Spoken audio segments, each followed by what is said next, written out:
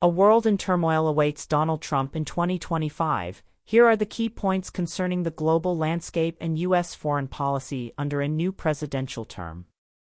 Escalating global threats. The United States faces the most serious and challenging national security threats since 1945, including the potential for near-term major war. The country is not ready for such conflicts, and the American public is largely unaware of the darkening world around them.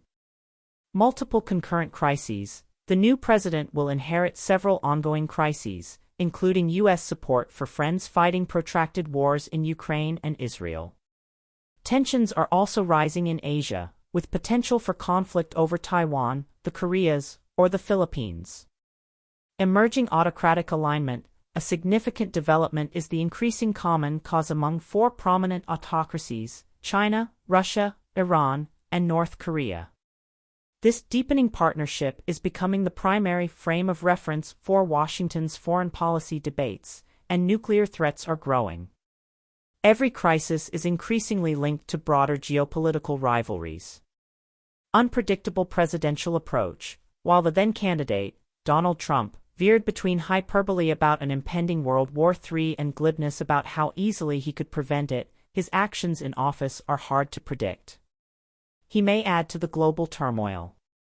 Divisions within the Republican Party. The Republican Party exhibits three broad schools of thought on foreign policy, which the new president's picks for national security jobs reflect. Primacists aim to preserve America's leadership and the global order it created, arguing the U.S. must prevail everywhere, e.g., a Russian victory in Ukraine would embolden China. Marco Rubio, a conventional hawk, is cited as a choice for Secretary of State. Prioritizers believe America is dangerously overstretched and should concentrate resources where they matter most, specifically in Asia, leaving Europe and the Middle East largely to fend for themselves. Mike Waltz, named as National Security Advisor, aligns with this view. Restrainers generally desire America to do less in the world. Peter Hegseth, the choice for Defense Secretary, leans towards isolationism. President's own impulses and expected policies. The president's own impulses, demonstrated in a first term, include an obsession with trade deficits and tariffs, contempt for alliances, and an attraction to autocrats with a desire to make deals. Based on these, renewed trade wars, especially with China, are expected, along with threats to abandon allies or renegotiate terms. There could be a partial or complete end of American military support for Ukraine, greater leeway for Israel, more economic pressure on Iran, and growing tension with Mexico over trade, migrants, and drugs. Defense spending debate. Defense spending is currently near historical lows, about 3% of GDP, and projected to decline.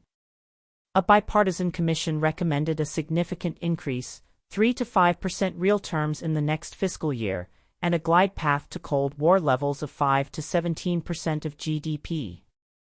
This poses a challenge given strained public finances and a federal deficit expected to reach 6% of GDP, which would grow substantially under planned tax cuts.